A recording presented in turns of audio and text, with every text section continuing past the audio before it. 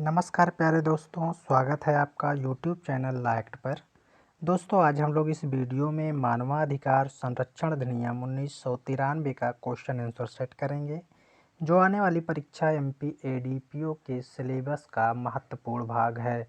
तो चलिए दोस्तों शुरू करते हैं। आज का प्रश्न है, मानवाधिकार संरक्षण अधिनियम 1993 कब से प्रवर्तन में है। 4 विकल्प है। पहला है 28 सितंबर 1993, दूसरा है 10 दिसंबर 1994, तीसरा है 15 दिसंबर 1994 और चौथा विकल्प है 25 दिसंबर 1994।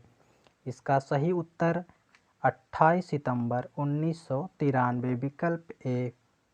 अगला प्रश्न है, मानवाधिकार संरक्षण अधिनियम 1993 किस धारा में मानवाधिकार को परिभाषित किया गया है। पहला है धारा 2C, दूसरा है धारा 2D, तीसरा है धारा 2E और चौथा विकल्प है धारा 3। इसका जो सही उत्तर है वह है विकल्प बी, धारा 2D। अगला प्रश्न है, मानवाधिकार से तात्पर्य है।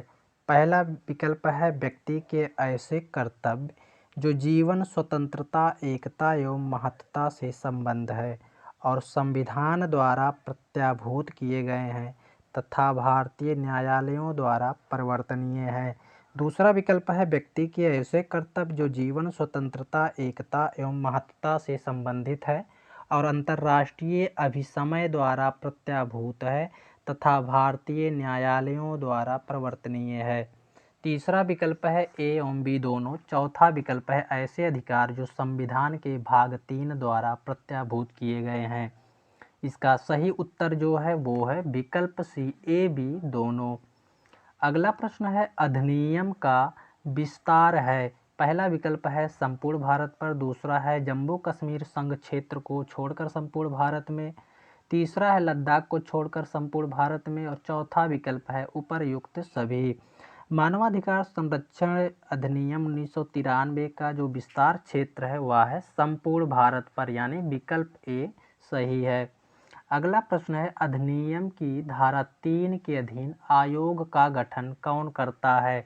पहला विकल्प है केंद्र सरकार, दूसरा है राज्य सरकार, तीसरा विकल्प है ए एवं बी दोनों और चौथा विकल्प है उच्च न्यायालय।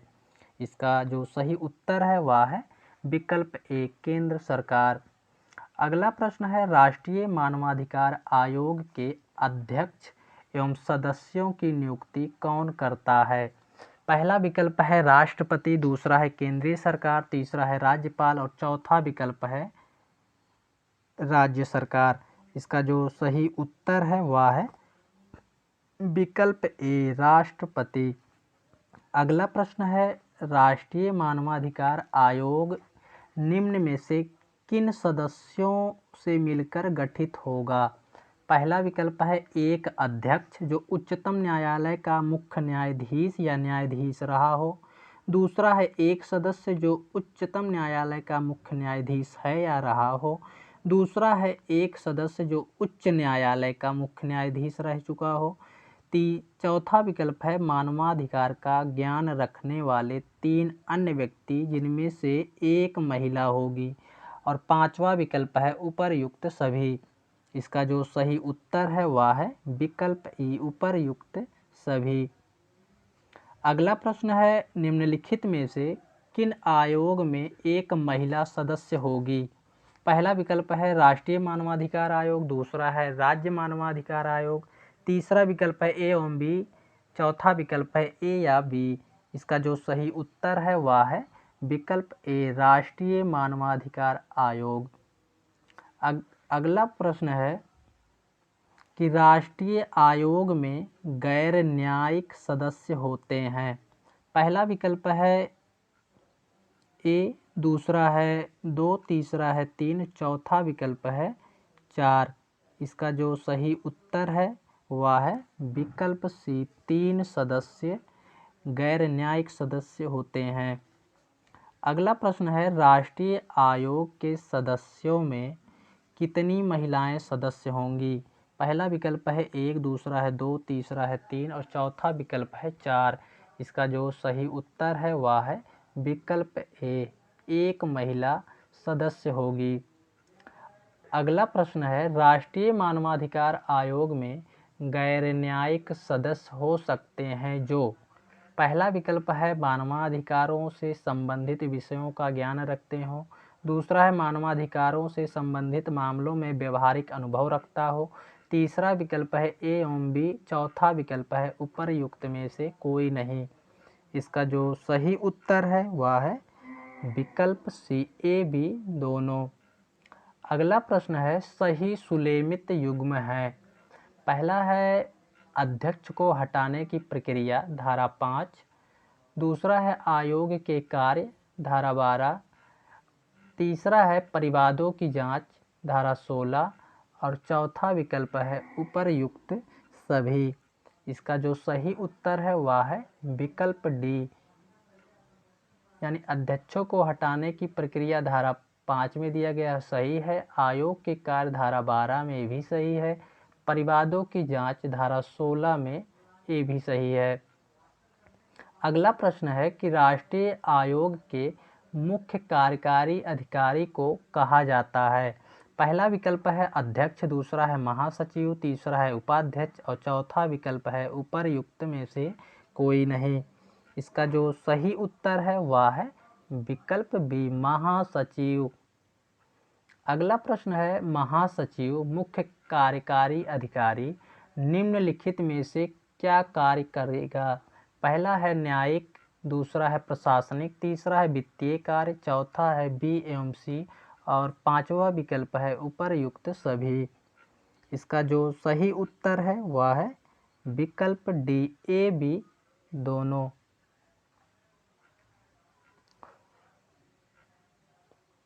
अगला प्रश्न है, राष्ट्रपति मानवाधिकार आयोग के अध्यक्ष एवं सदस्यों की नियुक्ति की सिफारिश करने वाली समिति के सदस्य होते हैं।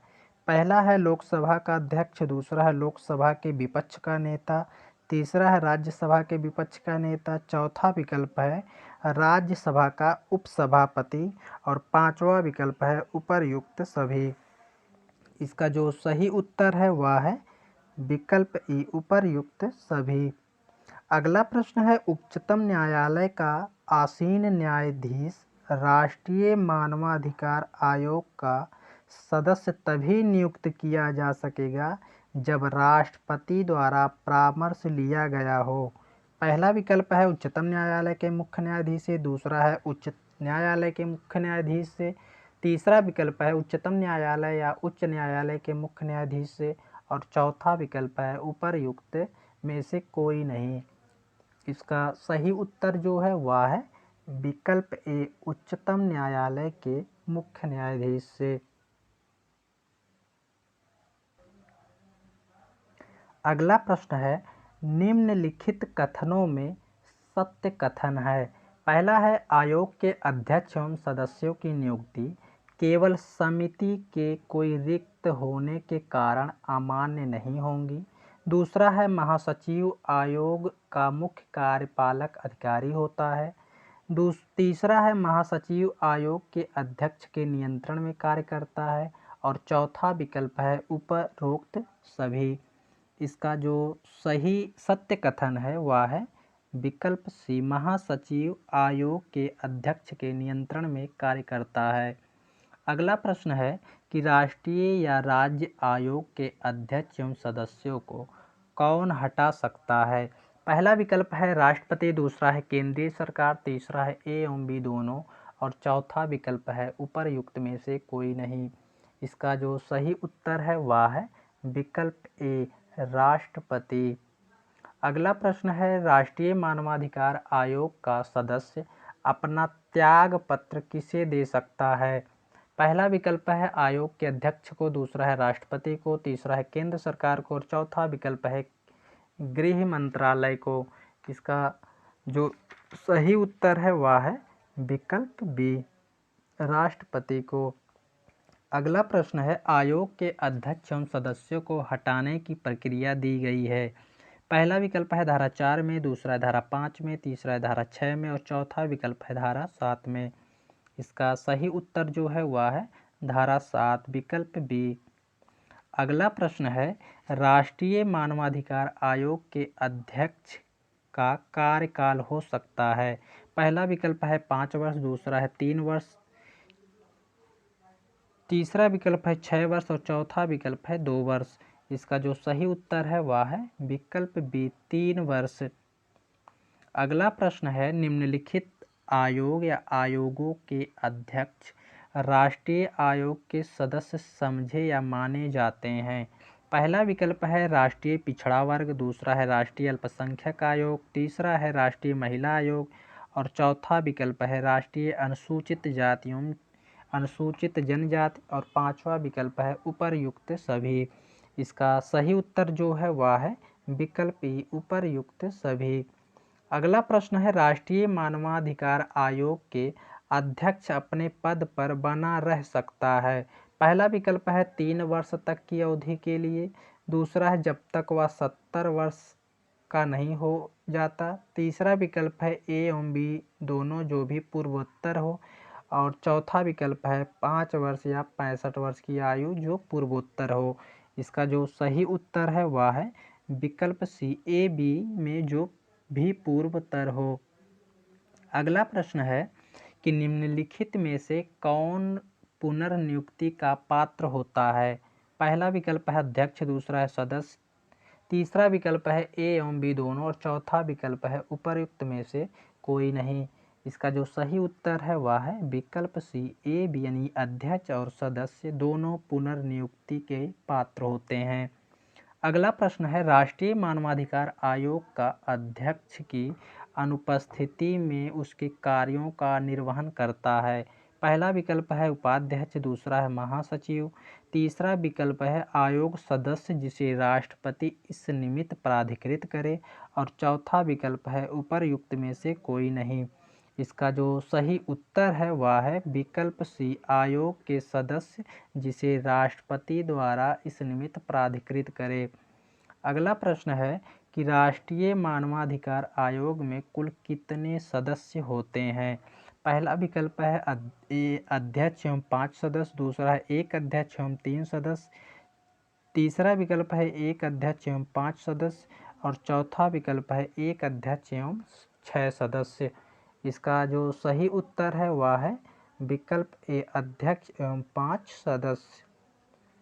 अगला प्रश्न है कि आयोग के सदस्यों को उनके पद से हटाने के लिए उच्चतम न्यायालय द्वारा विहित प्रक्रिया का अनुपालन आवश्यक है जब उसे, पहला है विकल्प है सिद्ध कदाचार या असमर्थता के आधार पर हटाया जाना हो, दूसरा है लाभ पद धारण किया है, तीसरा विकल्प है दिवालिया घोषित कर दिया गया है और चौथा विकल्प है अस्वस्थ मस्तिष्क घोषित किया गया हो।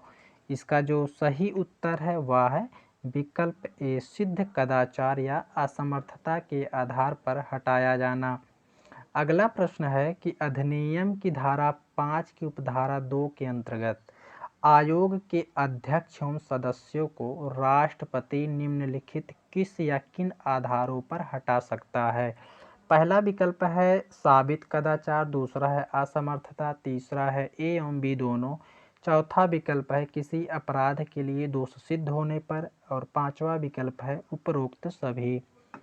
इसका जो सही उत्तर है वह है विकल्प सी ए बी दोनों, साबित कदाचार एवं असमर्थता।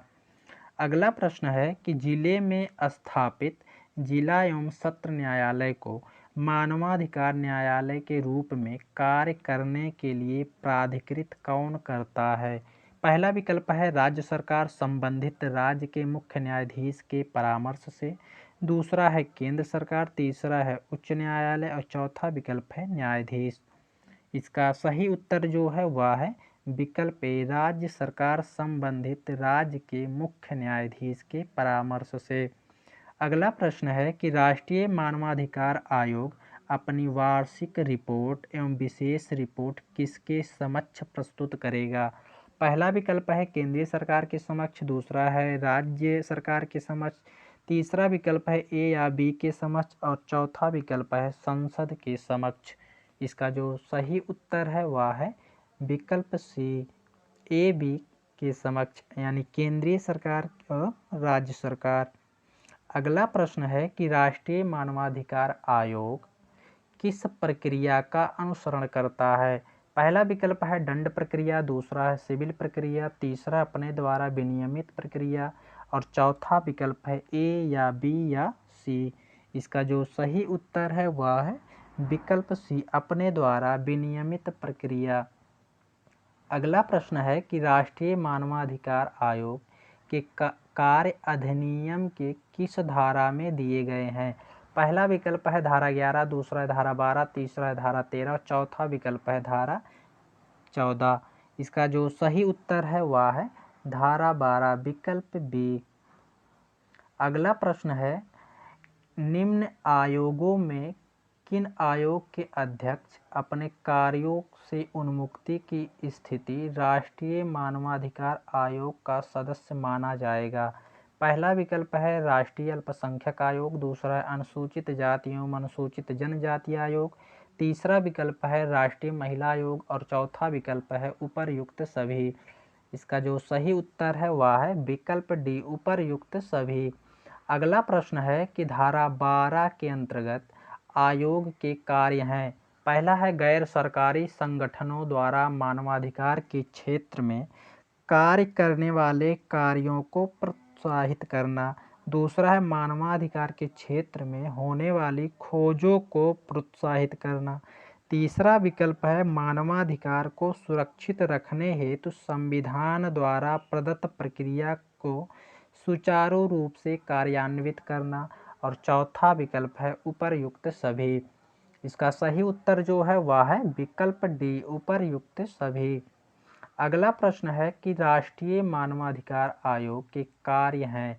पहला विकल्प है मानवाधिकार उल्लंघन की जांच करना, दूसरा है लोक सेवक द्वारा मानवाधिकार के उल्लंघन रोकने में उपेक्षा की जांच करना, तीसरा विकल्प है मानवाधिकार साक्षरता का प्रसार एवं जागरूकता फैलाना और चौथा विकल्प है उपर्युक्त सभी। इसका सही उत्तर जो है वह है विकल्प डी, उपर्युक्त सभी। अगला प्रश्न है कि क्या मानवाधिकार आयोग जांच में पाता है कि मानवाधिकार का उल्लंघन किया गया है जो वह उत्तरदायी व्यक्ति को स्वयं दंडित कर सकता है, दूसरा है सरकार के ऐसे उत्तरदायी व्यक्ति या लोक सेवक के विरुद्ध अभियोजन की कार्यवाही या अन्य कार्यवाही को करने की सिफारिश करेगा, तीसरा विकल्प है उच्चतम न्यायालय या संबंधित उच्च न्यायालय में रिट याचिका दाखिल कर सकता है और चौथा विकल्प है बी एवं सी दोनों। इसका सही उत्तर जो है वह है विकल्प डी, बी एवं सी दोनों। अगला प्रश्न है कि आयोग को परिवाद के संबंध में जांच करने की शक्ति प्राप्त है।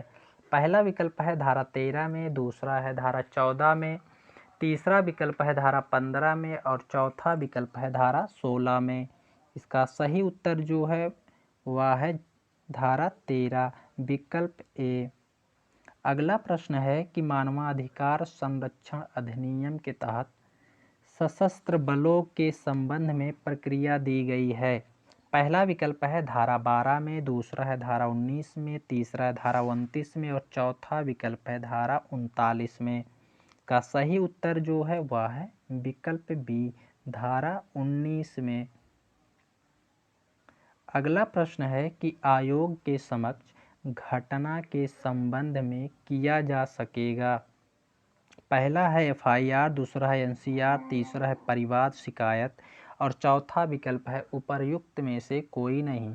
इसका सही उत्तर जो है वह है परिवाद शिकायत, विकल्प सी। अगला प्रश्न है कि आयोग को जांच के दौरान किस न्यायालय की शक्ति प्राप्त है। पहला विकल्प है दीवानी न्यायालय, दूसरा है डांडिक न्यायालय, तीसरा विकल्प है उक्त दोनों और चौथा विकल्प है उक्त में से कोई नहीं। इसका सही उत्तर जो है वह है विकल्प ए, दीवानी न्यायालय की।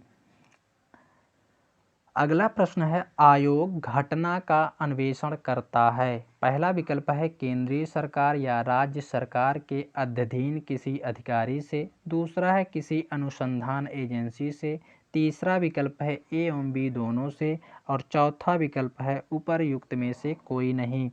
इसका सही उत्तर जो है वह है विकल्प सी ए बी दोनों। अगला प्रश्न है कि राष्ट्रीय मानवाधिकार आयोग किसकी घटना की जांच के लिए सहयोग ले सकता है।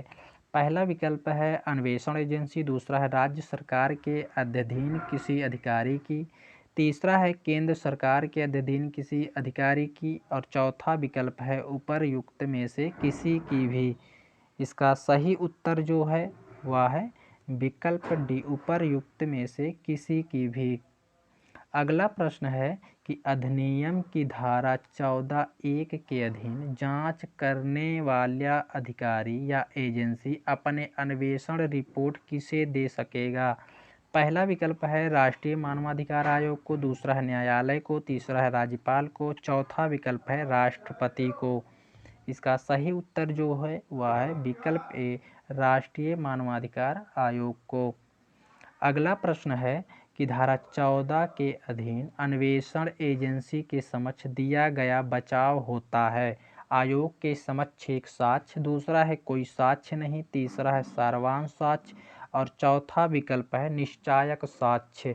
इसका सही उत्तर जो है वह है विकल्प ए आयोग के समक्ष एक साक्ष्य होता है। अगला प्रश्न है कि राष्ट्रीय मानवाधिकार आयोग के समक्ष किए गए कथन का उपयोग किसी अन्य दंडिक या न्यायिक कार्यवाही में उपयोग किया जा सकता है। पहला विकल्प है जब कथन झूठे दिए गए हैं, दूसरा विकल्प है आयोग के प्रश्नों के उत्तर में दिए गए कथन, तीसरा है ऐसे कथन जो जांच की विषय वस्तु से सुसंगत हैं और चौथा विकल्प है उपर्युक्त सभी। इसका सही उत्तर जो है वह है विकल्प डी उपर्युक्त सभी।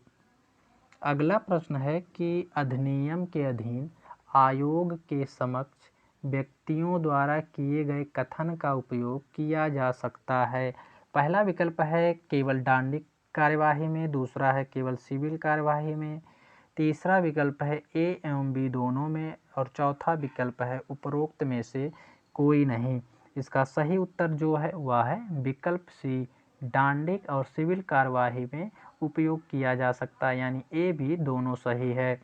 अगला प्रश्न है कि जांच के दौरान, जांच के पश्चात राष्ट्रीय मानवाधिकार आयोग निम्नलिखित में से क्या कार्यवाही करेगा। पहला विकल्प है उच्चतम न्यायालय को ऐसे आदेश, निर्देश या रिट के लिए जो वह न्यायालय आवश्यक समझे अनुरोध करना, दूसरा है संबंधित उच्च न्यायालय से आदेश या रिट के लिए अनुरोध करना, तीसरा है अंतरिम सहायता मंजूर करने हेतु सिफारिश करना और चौथा विकल्प है उपर्युक्त सभी। इसका सही उत्तर जो है वह है विकल्प डी उपर्युक्त सभी।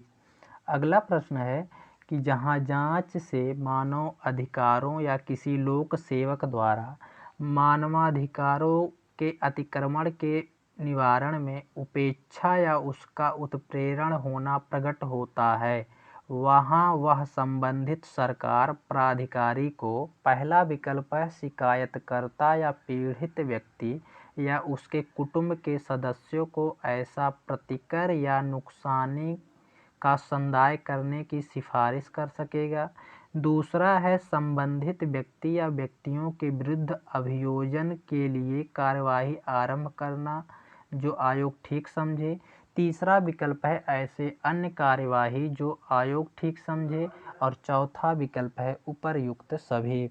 इसका जो सही उत्तर है वह है विकल्प डी उपर्युक्त सभी। अगला प्रश्न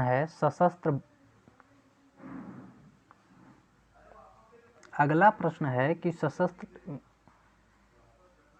सशस्त्र बल के सदस्यों के विरुद्ध कार्यवाही हेतु संस्तुति केंद्र सरकार दे सकेगा।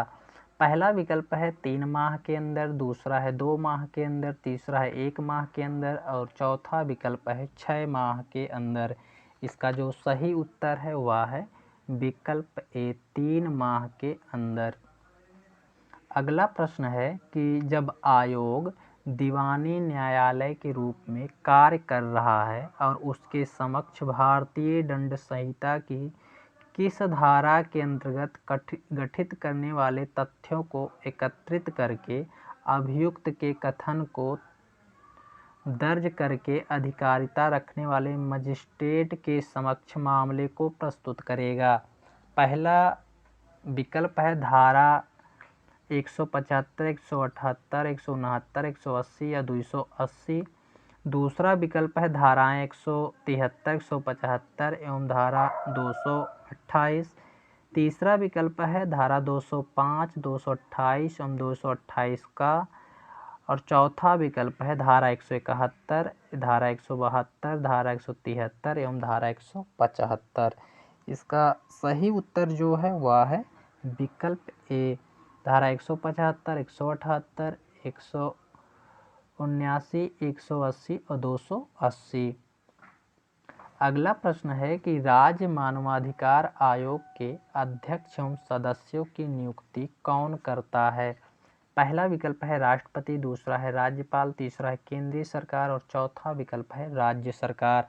इसका सही उत्तर जो है वह है विकल्प बी, राज्यपाल। अगला प्रश्न है राज्य मानवाधिकार आयोग के अध्यक्ष या सदस्यों की नियुक्ति समिति की सिफारिश पर की जाती है। समिति का अध्यक्ष कौन होता है? पहला विकल्प है मुख्यमंत्री, दूसरा है राज्यपाल, तीसरा है राष्ट्रपति और चौथा विकल्प है विधानसभा अध्यक्ष। इसका सही उत्तर जो है वह है विकल्प ए, मुख्यमंत्री। अगला प्रश्न है समिति के अध्यक्ष के अतिरिक्त सदस्य होते हैं। विधानसभा अध्यक्ष, दूसरा है विधानसभा के विपक्ष का नेता, तीसरा है राज्य में गृह मंत्रालय का प्रभारी मंत्री और चौथा विकल्प है उपर्युक्त सभी। इसका सही उत्तर जो है वह है विकल्प डी, उपर्युक्त सभी। अगला प्रश्न है कि राज्य मानवाधिकार आयोग का अध्यक्ष हो सकेगा? पहला विकल्प है जो उच्च न्यायालय का मुख्य न्यायाधीश रह चुका हो, दूसरा है जो उच्च न्यायालय का न्यायाधीश रह चुका, तीसरा विकल्प है जो कम से कम 7 वर्ष तक जिला न्यायाधीश रह चुका है और चौथा विकल्प है उपर्युक्त ए एवं बी। इसका सही उत्तर जो है वह है विकल्प डी, उपर्युक्त ए एवं बी। अगला प्रश्न है कि राज्य मानवाधिकार अपनी वार्षिक रिपोर्ट या विशेष रिपोर्ट किसके समक्ष प्रस्तुत करता है? पहला विकल्प है राज्य सरकार के समक्ष, दूसरा है राज्य विधानमंडल के समक्ष, तीसरा विकल्प है राज्यपाल के समक्ष और चौथा विकल्प है उपर्युक्त सभी के समक्ष। इसका सही उत्तर जो है वह है विकल्प ए, राज्य सरकार के समक्ष। अगला प्रश्न है कि निम्नलिखित कथनों में सत्य कथन है। पहला है राष्ट्रीय आयोग की एक सदस्य महिला होगी, दूसरा है राज्य आयोग में महिला सदस्य होने का प्रावधान नहीं है, तीसरा है महासचिव या सचिव को न्यायिक शक्तियां प्राप्त नहीं है और चौथा विकल्प है उपर्युक्त सभी। इसका जो सही कथन है, इसका जो सही उत्तर है वह है विकल्प डी, उपर्युक्त सभी। अगला प्रश्न है कि राज्य मानवाधिकार आयोग का अध्यक्ष या सदस्य अपना त्याग पत्र दे सकेगा?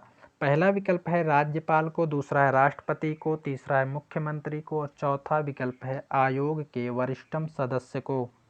सही उत्तर जो है वह है विकल्प ए, राज्यपाल को। अगला प्रश्न है कि आयोग द्वारा अपनाई जाने वाली प्रक्रिया है सिविल प्रक्रिया संहिता, दूसरा है दंड प्रक्रिया संहिता, तीसरा विकल्प है उक्त दोनों और चौथा विकल्प है स्वयं की प्रक्रिया।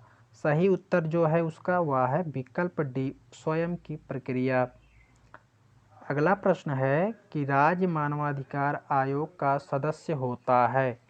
पहला विकल्प है जो उच्च न्यायालय का न्यायाधीश है या रहा है, दूसरा है जो जिला न्यायाधीश है या रहा है और उसे 7 वर्ष का अनुभव हो, तीसरा है एक सदस्य जो मानवाधिकार के मामलों का ज्ञान या व्यवहारिक अनुभव रखता है और चौथा विकल्प है उपर्युक्त सभी।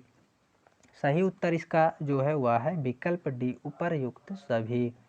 अगला प्रश्न है मानवाधिकार न्यायालय की स्थापना किया जा सकता है इस अधिनियम की धारा।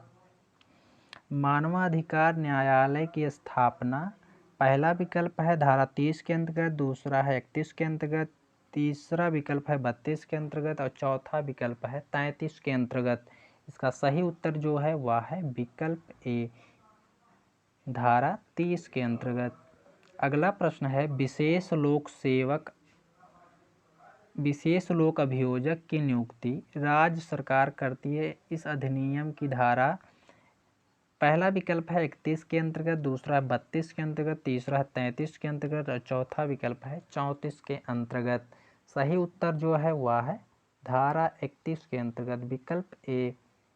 अगला प्रश्न है कि राज्य मानवाधिकार आयोग के अध्यक्ष या सदस्य को कौन हटा सकता है।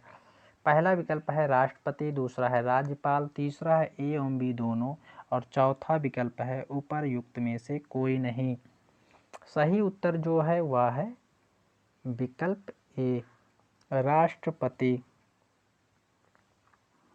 अगला प्रश्न है कि राष्ट्रपति राज्य मानवाधिकार आयोग के अध्यक्ष को किन आधारों पर हटा सकता है। पहला विकल्प है सिद्ध कदाचार, दूसरा है अक्षमता, तीसरा विकल्प है उपर्युक्त ए एवं बी दोनों, चौथा विकल्प है उपर्युक्त ए या बी। सही उत्तर जो है उसका वह है विकल्प सी, उपर्युक्त ए एवं बी, यानी सिद्ध कदाचार और अक्षमता के आधार पर। अगला प्रश्न है कि विशेष लोक अभियोजक के रूप में नियुक्ति के लिए कितने वर्ष का अधिवक्ता के रूप में विधि व्यवसाय होनी चाहिए। पहला विकल्प है 7 वर्ष, दूसरा है 10 वर्ष, तीसरा है 5 वर्ष और चौथा विकल्प है 3 वर्ष। सही उत्तर जो है वह 7 वर्ष है, विकल्प ए। अगला प्रश्न है कि राज्य आयोग के अध्यक्ष का कार्यकाल होता है। पहला विकल्प है 2 वर्ष, दूसरा है 3 वर्ष, तीसरा विकल्प है 2 वर्ष और चौथा विकल्प है 5 वर्ष। इसका सही उत्तर जो है वह है विकल्प बी, 3 वर्ष। अगला प्रश्न है कि राज्य आयोग के अध्यक्ष अपने पद को धारण कर सकता है। पहला विकल्प है 3 वर्ष की अवधि तक, दूसरा है 70 वर्ष की आयु तक, तीसरा विकल्प है ए एवं बी में से जो पूर्वोत्तर हो और चौथा विकल्प है 6 वर्ष एवं 65 वर्ष में जो भी पूर्वोत्तर है। इसका सही उत्तर जो है वह है विकल्प सी, ए बी में से जो पूर्वोत्तर, यानी 3 साल 70 वर्ष की आयु। अगला प्रश्न है कि राज्य आयोग के मुख्य कार्यपालक कहलाता है। पहला विकल्प है महासचिव, दूसरा सचिव, तीसरा है अध्यक्ष और चौथा विकल्प है उपाध्यक्ष। इसका सही उत्तर जो है वह है विकल्प बी, सचिव। अगला प्रश्न है कि सचिव निम्न कार्य एवं शक्तियां हैं। पहला वित्तीय, दूसरा है प्रशासनिक, तीसरा है ए एवं बी, चौथा विकल्प है न्यायिक, वित्तीय, प्रशासनिक। इसका सही उत्तर जो है वह है विकल्प सी, वित्तीय एवं प्रशासनिक, यानी ए एवं बी। अगला प्रश्न है कि राज्य आयोग का कार्यकारी यानी सचिव किसके नियंत्रण में होता है। पहला विकल्प है राज्य आयोग के अध्यक्ष, दूसरा है राष्ट्रीय आयोग के अध्यक्ष, तीसरा विकल्प है राज्य सरकार और चौथा विकल्प है केंद्र सरकार। सही उत्तर इसका विकल्प ए, राज्य सरकार के अध्यक्ष। अगला प्रश्न है कि राज्य मानवाधिकार आयोग अपनी वार्षिक रिपोर्ट किसे देती है। पहला विकल्प है राज्य सरकार को, दूसरा है केंद्रीय सरकार को, तीसरा विकल्प है राष्ट्रीय मानवाधिकार आयोग को और चौथा विकल्प है राज्यपाल को। सही उत्तर इसका जो है वह है विकल्प ए, राज्य सरकार को। अगला प्रश्न है कि मानवाधिकार न्यायालय होता है। पहला सत्र न्यायालय, दूसरा मजिस्ट्रेट कोर्ट, तीसरा विकल्प है ए या बी और चौथा विकल्प है उपर्युक्त में से कोई नहीं। इसका जो सही उत्तर है वह है विकल्प ए, सत्र न्यायालय। अगला प्रश्न है कि निम्नलिखित कथनों में सत्य कथन है। पहला है राष्ट्रीय मानवाधिकार आयोग ऐसे किसी मामले में जांच नहीं करेगा जो राज्य आयोग में लंबित है। दूसरा है राष्ट्रीय मानवाधिकार आयोग मानवाधिकार उल्लंघन के आरोप में 1 वर्ष की समाप्ति के बाद किसी मामले की जांच नहीं करेगा। तीसरा विकल्प है राष्ट्रीय एवं राज्य मानवाधिकार आयोग के अध्यक्ष एवं सदस्य लोक सेवक होते हैं और चौथा विकल्प है उपर्युक्त सभी। इसका जो सही उत्तर है वह है विकल्प डी, उपर्युक्त सभी। यानी राष्ट्रीय एवं राज्य मानवाधिकार आयोग के अध्यक्ष एवं सदस्य लोक सेवक होते हैं, सही है। राष्ट्रीय मानवाधिकार आयोग मानवाधिकार उल्लंघन के आरोप में 1 वर्ष की समाप्ति के बाद किसी मामले की जांच नहीं करेगा, ये भी सही है। पहला है राष्ट्रीय मानवाधिकार आयोग ऐसे किसी मामले की जांच नहीं करेगा जो राज्य आयोग में लंबित है, यानी सभी कथन इसके सत्य हैं। अगला प्रश्न है कि आयोग एवं राज्य आयोग की अधिकारिता अपवर्जित है। पहला विकल्प है धारा 36 के अंतर्गत, दूसरा है धारा 37 के अंतर्गत, तीसरा विकल्प है 38 और चौथा विकल्प है 39 के अंतर्गत। सही उत्तर इसका जो है वह है विकल्प ए, धारा 36 के अंतर्गत। अगला प्रश्न है कि भारत सरकार को नियम बनाने की शक्ति दी गई है। पहला विकल्प है धारा 40 के अंतर्गत, दूसरा धारा 41 के अंतर्गत, तीसरा विकल्प है धारा 42 के अंतर्गत और चौथा विकल्प है धारा 43 के अंतर्गत। इसका जो सही उत्तर है वह है विकल्प ए, धारा 40 के अंतर्गत। अगला प्रश्न है कि राज्य सरकार को नियम बनाने की शक्ति दी गई है। पहला विकल्प है धारा 41 के अंतर्गत, दूसरा है धारा 35 के अंतर्गत, तीसरा विकल्प है धारा 30 के अंतर्गत, चौथा है धारा 25 के अंतर्गत। सही उत्तर इसका धारा 41 के अंतर्गत, विकल्प ए। अगला प्रश्न है सही सुलेमित युग्म है। पहला है मानवाधिकार न्यायालय, धारा 30, दूसरा विशेष लोक अभियोजक, धारा 31 और तीसरा राष्ट्रीय मानवाधिकार आयोग का गठन, धारा 3 और चौथा विकल्प है राज्य मानवाधिकार आयोग का गठन, धारा 21। इस चौथा विकल्प है उपर्युक्त सभी। इसका सही जो सुलेमित युग्म है वह विकल्प ई है, उपर्युक्त सभी। अगला प्रश्न है कि राष्ट्रीय मानवाधिकार अधिनियम 1993 के अधीन गठित प्रथम मानवाधिकार आयोग के राष्ट्रीय अध्यक्ष कौन थे। पहला विकल्प है रंगनाथ मिश्र, दूसरा है फातिमा बीबी, तीसरा एम.एस. गांग, चौथा विकल्प है न्यायमूर्ति आर.एस. वेंकटचलैया। इसका जो सही उत्तर है वह है विकल्प ए, रंगनाथ मिश्र। अगला प्रश्न है राष्ट्रीय मानवाधिकार अधिनियम 1993 में कुल कितने अध्याय एवं धाराएं हैं। पहला विकल्प है अध्याय 8 धारा 43, दूसरा अध्याय 7 धारा 40, तीसरा विकल्प है अध्याय 8 धारा 42 और चौथा विकल्प है अध्याय 7 धारा 43। सही उत्तर इसका जो है वह है 8 अध्याय एवं 43 धारा, विकल्प ए। अगला प्रश्न है कि इस अधिनियम के अधीन नियम बनाने की शक्ति है। पहला विकल्प है केंद्रीय सरकार को, दूसरा है राज्य सरकार को, तीसरा विकल्प है उपर्युक्त दोनों को और चौथा विकल्प है उच्च न्यायालय को। सही उत्तर इसका जो है वह है विकल्प सी, उपर्युक्त दोनों को। अगला प्रश्न है कि आयोग या राज्य आयोग किसी मामले की जांच इत्यादि नहीं करेगा जिसका परिवाद अपराध होने की तिथि से 1 वर्ष बाद किया गया है, 2 वर्ष बाद किया गया है, 3 वर्ष बाद किया गया है या 4 वर्ष बाद किया गया है। इसका जो सही उत्तर है वह है विकल्प ए, 1 वर्ष के बाद किया गया है। दोस्तों वीडियो अच्छा लगे तो लाइक शेयर कर दें। नमस्कार।